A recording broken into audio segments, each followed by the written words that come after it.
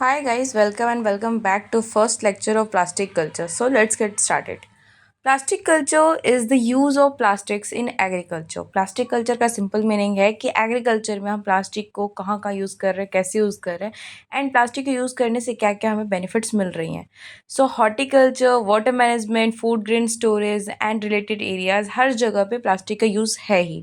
A variety of plastics material and and products are deployed in plastic culture applications for water conservation, irrigation efficiencies, crop and environment protection, as well as end product storage and transportation. तो इन हर places पे such as बहुत सारे different different varieties की plastics होती हैं, materials होती हैं, उनका यूज़ होता है। जैसे वाटर कंजर्वेशन के लिए यूज़ करते हैं, इरिगेशन एफिशिएंसी के लिए यूज़ करते हैं, क्रॉप और इन्वायरमेंट की प्रोटेक्शन के लिए भी यूज़ करते हैं, और साथ ही साथ हम जो भी प्रोडक्ट्स होते हैं सच एज़ जो भी बाई प्रोडक्ट्स होते हैं उनके स्टोरेज और ट्रांसपोर्टेशन के लिए भी यूज़ करते हैं। जैसे आपने स्ट्रॉबेरीज़ देखा होगा, वो पनेट्स में आते हैं बंद डब्बों में, तो वो भी प्लास्टिक के ही होते हैं और प्लास्टिक के कई सारे यूजेस हैं। सो हम प्लास्टिक कल्चर ही क्यों पढ़ रहे हैं, प्लास्टिक कल्चर की नीड हमें क्यों है। So energy conservation requires minimum energy in production and conversion to finish products, higher strength per weight ratio, superior electrical properties, superior thermal insulation properties, excellent corrosion resistance, superior flexibility, impermeability to water and gas and etc, resistance to chemical, less friction due to smoother surface। तो इतने सारे reasons है कि हम plastic को क्यों use करते हैं। एक तो एनर्जी कंजर्व हो रही है, दूसरा है सुपीरियर इलेक्ट्रिकल प्रॉपर्टीज़ होती हैं, सुपीरियर थर्मल इंसुलेशन प्रॉपर्टीज़ होती हैं, और इसमें कोई रेजिस्टेंस कोरोजन का कोई प्रॉब्लम नहीं होता है, उसके अगेंस्ट भी अच्छा वर्क करता है। सुपीरियर फ्लेक्सिबिलिटी होती है, टूटने फूटने की कोई चांसेस नहीं है। वाटर और गैस से भी ये प्रोटेक्टेड रहता है, और साथ ही साथ इसमें फ्लेक्सिबिलिटी काफ़ी ज़्यादा होती है, और साथ ही में रेजिस्टेंस भी होता है, ये केमिकल्स वगैरह से, गैसेस से काफ़ी अच्छे से प्रोटेक्ट करता है। अब हम पढ़ेंगे वाटर मैनेजमेंट। वाटर मैनेजमेंट में कहाँ कहाँ हम यूज़ करते हैं, तो ड्रिप इरिगेशन, स्प्रिंकलर इरिगेशन आपको पता ही होगा। सो लाइनिंग ऑफ कैनाल, जो कैनाल्स की लाइनिंग होती है वहाँ यूज़ करते हैं, पॉन्ड्स और रिजर्वियर्स के पास में यूज़ करते हैं, प्लास्टिक फिल्म्स का यूज़ करते हैं। ड्रिप एंड स्प्रिंकलर इरिगेशन के लिए यूज़ करते हैं, पीबीसी एंड एचडीपीई पाइप्स का यूज़ करते हैं वाटर कन्वेंस के लिए, सब सरफेस ड्रेनेज के लिए भी यूज़ करते हैं। नर्सरी मैनेजमेंट में nursery bags, pro trays, plastic plugs, cocopeats, hanging basket और ट्रेज का यूज़ करते हैं, और साथ ही साथ इसके सिग्निफिकेंस क्या है ये जान लेते हैं।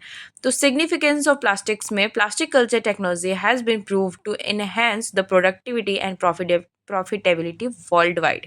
प्लास्टिक कल्चर जो टेक्नोलॉजी है, इसने बहुत ज़्यादा हेल्प किया है प्रोडक्टिविटी और प्रॉफिटेबिलिटी को पूरे वर्ल्ड में एनहेंस करने में। In India polymer utilisation is just 2% as compare to the world average of 8%। India में पॉलीमर्स का यूटिलाइजेशन बस 2% है, और पूरे वर्ल्ड में 8% तक है, तो मतलब बहुत कम यूज़ अभी हमने किया है प्लास्टिक का। Agriculture output can be increase by ₹74,000 through out the plastic culture. अगर हम एग्रीकल्चर आउटपुट्स में इन्वेस्टमेंट करें तो हमें 24,000 करोड़ का बेनिफिट मिल सकता है, अगर प्लास्टिक कल्चर के थ्रू हम इसमें आउटपुट डालें तो।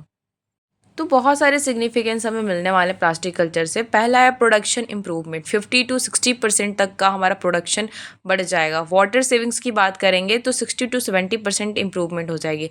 फर्टिलाइजर सेविंग्स की बात करेंगे तो 30 to 40% तक का इंप्रूवमेंट होगा। लेबर सेविंग्स में 7 to 18% का इंप्रूवमेंट है। अर्ली फ्रूटिंग की बात करें तो 10 to 25 डेज तक का अर्ली फ्रूटिंग हमें मिल जाएगी। एक्सीलेंट क्वालिटी होगी सीडलिंग्स की, एंड हमारा जो प्रोड्यूस है इसकी क्वालिटी इन्हेंस हो जाएगी। स्टेटस ऑफ प्लास्टिक की बात करेंगे तो plastic demands growing rapidly at the rate 10% CAGR। Present consumption जो है 14 MNTPA है, and India is net importer of the polyethylene PE। Significant regional diversity in the consumption with Western India is 47%, Northern India 23%, Southern India 21%, and Eastern India 9%. Per capita consumption 9.7 kgs, USA 109 kgs।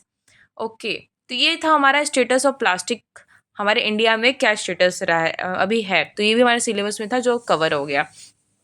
Next है most burning issues before the Indian agriculture.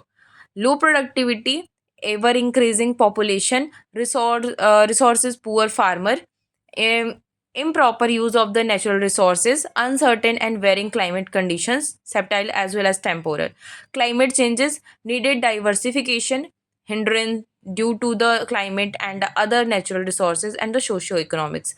तो ये सारे कुछ issues रहेंगे. Productivity कम रही थी, जो natural resources है उसको एक्सप्लॉयटेशन हुआ था, दोहन हुआ था, शोषण हुआ था, इसके कारण से हर किसी को प्रॉपरली रिसोर्सेज नहीं मिल पा रहे थे. ऐसा एक कोटेशन था कि हमारे इंडिया में रिसोर्सेज बहुत हैं, लेकिन ये आपका पेट भरने के लिए है, पेटी भरने के लिए नहीं. मीन्स आपको यूज़ करने के लिए है, उतना यूज़ करो जितना आपको नीड है. इतना ग्रीडी मत बन जाओ, लालची मत बन जाओ कि बाकी लोग को ना मिल पाए, बस आपके पास हो. तो इन सारी चीज़ों को देखते हुए हमने इसको पढ़ा है. ठीक है, अब हम पढ़ेंगे लैंड होल्डिंग्स के बारे में. तो टोटल ऑपरेशनल लैंड होल्डिंग जो है 138.85 मिलियंस है. Average size of operational land holding की बात करेंगे तो 1.15 हेक्टेयर है. स्मॉल एंड मार्जिनल लैंड की बात करेंगे तो 85% है. सेमी मीडियम की बात करेंगे 14.3% है. लार्ज की बात करेंगे तो 0.7% है. एवरेज मंथली इनकम पर एग्रीकल्चर हाउस होल्ड की बात करें तो पंजाब में, हरियाणा, जम्मू कश्मीर, बिहार, वेस्ट बंगाल और ऑल इंडिया एवरेज की बात करेंगे तो ₹6426 करके है. तो रीजंस क्या है, हमें प्लास्टिक कल्चर को क्यों अडॉप्ट करना चाहिए? रीजंस फॉर लो एडॉप्शन, मतलब बहुत सारे लोग जो अडॉप्ट नहीं कर पा रहे हैं, उसके रीजंस यहाँ पे जानने हैं. फर्स्ट है हाई कैपिटल कॉस्ट, सेकंड है लैक ऑफ टेक्निकल नॉलेज, लोगों के पास में प्रॉपर नॉलेज नहीं है, अवेयरनेस नहीं है, सब्सिडीज जो मिल रही है उनके बारे में उनको प्रॉपर नॉलेज नहीं है, इन्फॉर्मेशन नहीं है. Perception that the system is not economical and considered as a pollutant in agronomy, mulch laying, mechanisation and removal from the field. Actually क्या होता है, माइक्रो प्लास्टिक्स का प्रॉब्लम बहुत ज़्यादा है हमारे यहाँ, क्योंकि प्रॉपर मैनेजमेंट नहीं है. इस वाले आपको स्लाइड में दिख रहा होगा agro climate zones of India. तो कौन कौन से जोन्स हैं यहाँ पे मेंशन है. एंड इसके बाद में है इंडिया क्लाइमेटिक जोन मैप. तो यहाँ पे एरिया जो है 3 to 9 मिलियन हेक्टेयर्स मेंशन है. एंड एवरेज एनुअल रेनफॉल की बात करेंगे तो 1190 मिलीमीटर है. टेम्परेचर जो है, अगर लोअर की बात करेंगे -45 डिग्री सेल्सियस है, हायर की बात करें तो 51 डिग्री सेल्सियस है. एरिया प्रोटेक्टेड कल्टिवेशन 40,000 हेक्टेयर है. And supports nearly 18% of the world population, approx 16% of the cattle population, with the 2.4% of the land and the 4% of the water resources. Schemes की बात करेंगे तो कई सारे स्कीम्स हैं, schemes and policies by the government of India to promote the protected cultivation in India. So ministry of agriculture and farmer and welfare, government of India, तो इन्होंने कई सारे ऐसे स्कीम्स निकाल के रखे हैं. पहले तो department of agriculture resources and education की तरफ से है, India council of agriculture resources. फिर इसका डिवीज़न है इधर national horticulture board, national horticulture mission, national committee on the plastic culture agriculture with the horticulture, and ICAR in central institute of the post harvest and engineering and technology Ludhiana. Then all India coordinated research project on the plastic culture engineering and technology. And एक है precision farming development centre. तो ये इन सब ने कुछ ना कुछ scheme and policies निकाल रखी हैं, इन सब के बारे में भी मेंशन्ड है. यहाँ पे कुछ डेटाज दी हुई हैं, बार ग्राफ्स एंड कुछ टेबल्स हैं जिसमें काफ़ी कुछ मेंशन है. पहला है over the last decade the area under the horticulture grew by the about 3% पर annual and annual production increase by the 5.4%. And 2016 से 17 के बीच में भी प्रोडक्शन की डाटा है. एंड उसके बाद में production share of the various horticultural crops, यहाँ पे ये भी मेंशन है सेकंड वाली स्लाइड में, percentage share in the horticulture. And उसके बाद नेक्स्ट है pattern of the assistance under the MIDH for the protected cultivation. तो इस वाले स्लाइड में ये सारी चीज़ें मेंशन है. इसके बाद में financial assistance on the plastic culture component. तो जो स्कीम्स है, national mission on micro irrigation NMMI, जो कि कंपोनेंट्स प्रोवाइड करती है माइक्रो इरिगेशन टेक्नोलॉजी डेमोन्स्ट्रेशन, इसमें जनरल फार्मर्स और स्मॉल एंड मार्जिनल फार्मर्स के लिए किया गया. सब्सिडी पैटर्न क्या रहता है, गवर्नमेंट ऑफ इंडिया 40% की सब्सिडी देती है, स्टेट गवर्नमेंट 10%, एंड कुछ जो फार्मर्स के थ्रू मिलता है वो 50% है. एंड इसी तरह से इसमें जो डिवीज़न है मेंशन है. उसके बाद दूसरा है scheme mission for the integrated development of the horticulture, MIDHI. H. So इसमें होता है टैंक्स एंड प्लास्टिक फिल्म्स, ये सारी चीज़ें इंडिविजुअल्स को प्रोवाइड की जाती है। 1.50 लाख का प्लेन एरिया में ऐसा मिल जाता है इन्हें कुछ, मतलब जो जिन लोगों के पास 1.50 lakh for the plain areas and 1.80 lakh for the hilly areas to irrigate 2 hectare for the plants as well as the hilly areas. तो 50% गवर्नमेंट ऑफ इंडिया देती है। नेक्स्ट है कुछ कंपोनेंट्स और मिल जाते हैं जैसे प्लास्टिक मल्चिंग के लिए एंड प्लास्टिक टनल्स के लिए भी, तो यहाँ पे 50% का गवर्नमेंट ऑफ इंडिया देती है। अब हमें जानना है कितने टाइप्स के ग्रीन हाउसेज होते हैं। सो ग्रीन हाउसेज तो काफ़ी सारे टाइप्स के होते हैं। हमें कौन कौन से पढ़ने ग्रीन हाउस के ग्रुप्स के बारे में पहले जान लेते हैं। एक तो पहले ग्लास हाउस होता है, दूसरा पॉली हाउस होता है, तीसरा शेड नेट हाउस होता है, then IP net house and FRP houses and tunnels होती हैं। Popular green houses structure using for the production in India. Poly houses एक तो सेमी कंट्रोल होता है, दूसरा एनवी। तो सेमी कंट्रोल जो है FP poly houses, force ventilated, and NV जो है जीरो इलेक्ट्रिक। यहाँ पे आप कुछ पोली हाउसेस देख पा रहे होगे सेमी क्लाइमेट्स के लिए, और यहाँ पे कहाँ कितना कितना यील्ड मिल पा रहा है, ये सारी चीज़ें थी। ओके, अब हम बात करेंगे protected cultivation of capsicum and tomatoes के बारे में। तो यहाँ पे मेंशन है कि कैप्सिकम जो है पॉली हाउसेज में अगर हम करते हैं वेंटिलेटेड रहेगा, इंसेक्ट नेट रहेगा, उसमें मैक्सिमम फ्रूट यील्ड जो है 1.4 kg पर प्लांट मिल जाता है। एंड नेट इनकम की बात करेंगे तो ₹17.6 लाख पर हेक्टेयर मिल जाता है। नेक्स्ट में water use efficiency of the tomato under the drip irrigation and mulch. तो हमें पता है evapotranspiration means evaporation plus transpiration साथ में होता है।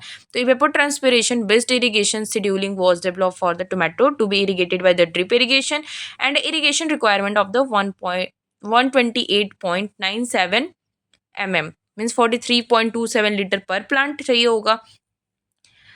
तो ये जो है किसके थ्रू यूज़ किया गया था, FAO क्रॉप W80 सॉफ्टवेयर के through. And water use efficiency was found out to be 339, 365 and 381 kgs per hectare in the plot with the no mulch, biomulch and a black poly mulch respectively. This shows WUE water use efficiency increased by the 7.66% and 12.42% with use of biomulch and the black poly mulch respectively.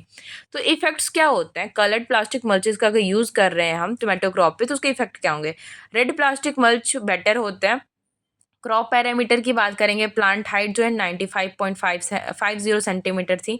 And number of branches की बात करेंगे 20.25 number से। तो number of fruits की बात करेंगे 51.93 and the weight of the fruit 3.82 kg। Yield of the tomato crop 84.8 tonne per hectare. Red mulch silver mulch में 73.63 tonne per hectare. Minimum yield of tomato was found in the control 52.59 tonne per hectare. कुछ जगहों पे success stories भी देखने को मिली हैं protected cultivation के through में, जरवेरा कल्टीवेशन में यहाँ पे कुछ चीज़ें मेंशन भी है। देन है protection of cumene crops against the adverse climate. तो उसमें पॉलीटेनल स्ट्रक्चर्स का यूज़ करके LDP प्लास्टिक फिल्म का यूज़ करके अर्ली मैच्योरिटी वैरायटीज़ का यूज़ किया गया। मिनिमम इंसेक्ट पेस्ट इंसिडेंट्स देखा गया। देन वाटर सेविंग्स की गई। तो ये सारी चीज़ों को करके बहुत सारी स्टोरीज भी देखी गई हैं कि कहाँ कहाँ सक्सेस मिला है। Plastic mulching and micro irrigation के बारे में अब हम बात करेंगे। So effect of the mulch on the water use efficiency and yield of watermelons. तो मैक्सिमम क्रॉप जो है हमें 40.5 टन का मिला था। एंड प्रैक्टिकल यूटिलिटी की गई थी इसकी प्रॉपर, इसे रिकमेंड किया गया था फार्मर्स को एग्रो क्लाइमेटिक जोन्स में। उसके बाद में involvement of mulching technology for the bunch type ground nut crops. यहाँ ग्राउंड नट क्रॉप्स के लिए भी यूज़ किया गया था। एंड इसके बाद cultivation of the BT cotton under the silver black plastic मल्चेस।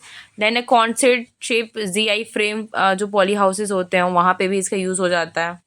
Agri business अगर वेजिटेबल ग्रोअर्स के लिए देखें या नर्सरी ग्रोअर्स के लिए देखें तो यहाँ पर भी उसकी यूजेस करके देखे गए हैं।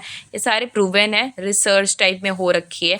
Technology for the sunburn reduction in the pomegranate fruits in the hot and arid regions, इसमें भी काफ़ी ज़्यादा ये इफेक्टिव रहा है। यहाँ पे कुछ रिजल्ट्स हैं। अगर इंडियन इरिगेशन सेक्टर्स की बात की गई तो 1950 में अगर 22 मिलियन हेक्टेयर था तो 2016 में बढ़ के 89 मिलियन हेक्टेयर तक पहुँच गया है। एंड इंडियन वाटर रिसोर्सेज की बात करें तो यहाँ एक टेबल गिवन है, वो से आप देख सकते हो।